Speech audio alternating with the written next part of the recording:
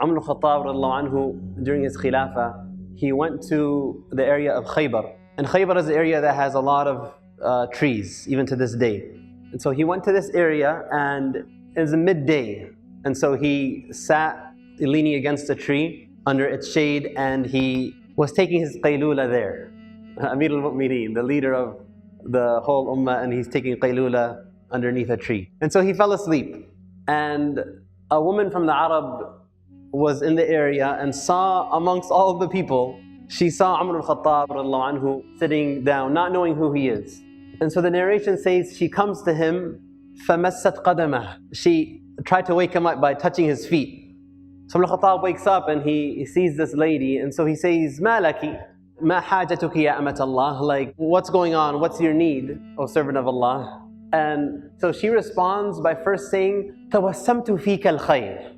That of all the people that I've seen, I see some goodness in your face. He's asleep, and she still sees goodness in his face. So she says, I see something good in you. And she says that Amir al-Mu'mineen, again not knowing this is Amir al-Mu'mineen she's speaking with, sent to us, she's from out of town, and she says, she sent to us last year Muhammad ibn Maslama to collect the money from the rich and to give it to the poor, to collect the zakah and distribute it to the people of that area. And she says that, but he didn't give me anything. وَأَنَا إِمْرَأَةٌ مُؤْتِمَةٌ. She says, and I'm a woman who takes care of orphans, but he didn't give me anything. And so she says, the news has reached us that Amir al-Mu'mineen is again sending the same man, Muhammad ibn Maslama, to our area again to collect the zakah and give it again. And so I'm afraid I'm not going to get the zakah a second time in a row, you know. So she says, this is where she said at the beginning, تَوَسَّمْتُ فِيكَ الْخَيْرِ. I see some goodness in you. She's saying, so can you come with me to Muhammad ibn Maslama?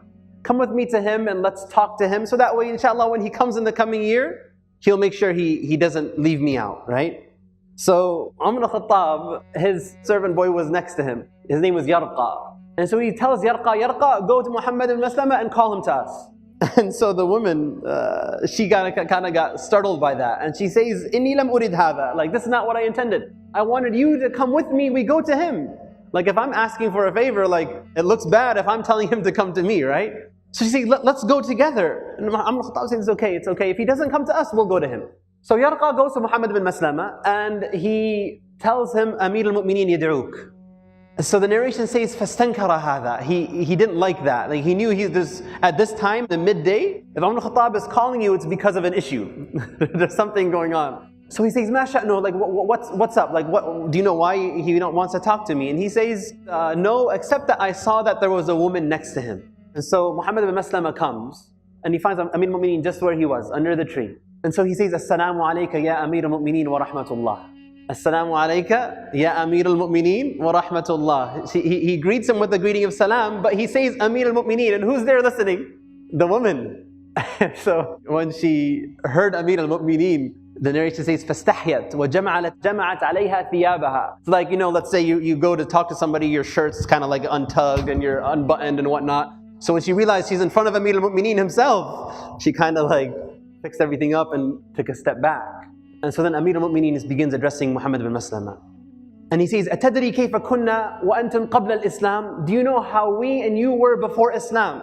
And Muhammad ibn Maslama, he knows he's in trouble. He says, Ya Amir al-Mu'mineen, la ta'jal alay. Oh Amir al-Mu'mineen, don't rush to judgment. And then he says, كُنَّا أَكَلَةَ رَأْسٍ وَالْأَعْرَبُ جَمِيعًا عَدَاؤُنَا. We were a very small number and we were poor and all of the Arabs around us were enemies to us. And he says, Ya Amir al-Mu'mineen, la ta'jal alay. Oh Amir al-Mu'mineen, don't rush to judgment. Just give me a chance. And he says, and I sent you last year to collect the money from the rich and to give to the poor, and you didn't give this woman anything? And then he says, Amir al-Mu'mineen, if that's the case, let me tell you something. It was not intentional.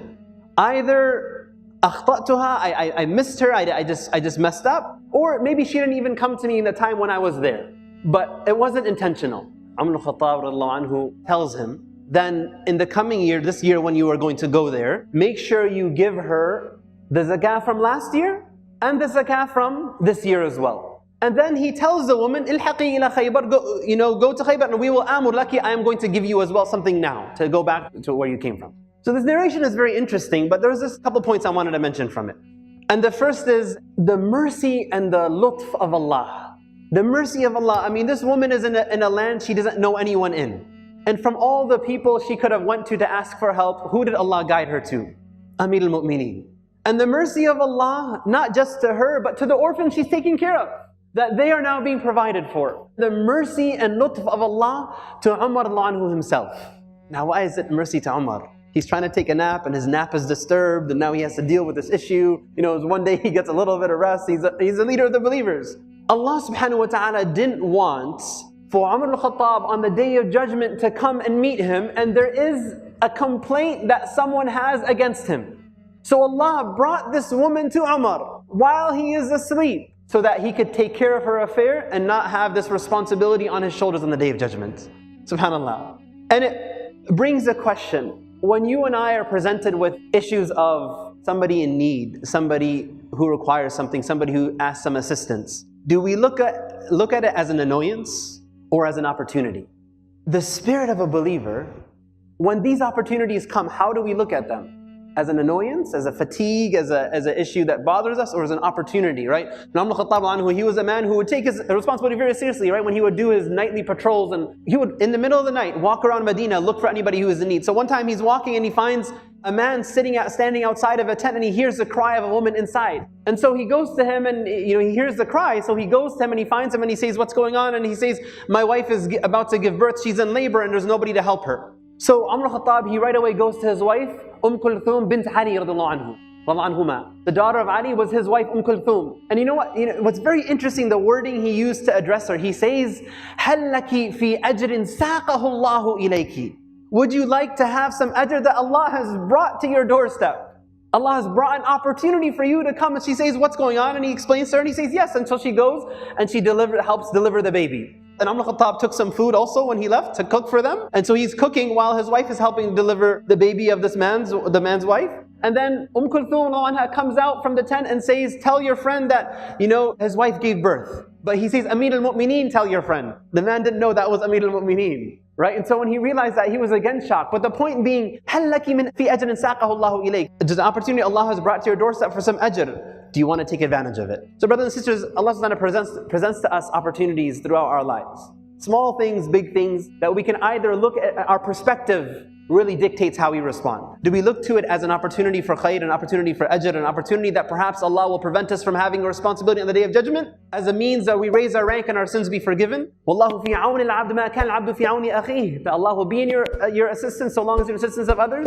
Or do we look at it as an annoyance or a fatigue? We ask Allah to give us tawfiq and make us amongst those who are anfa'un nas lin nas, that we are most beneficial to people and those around us.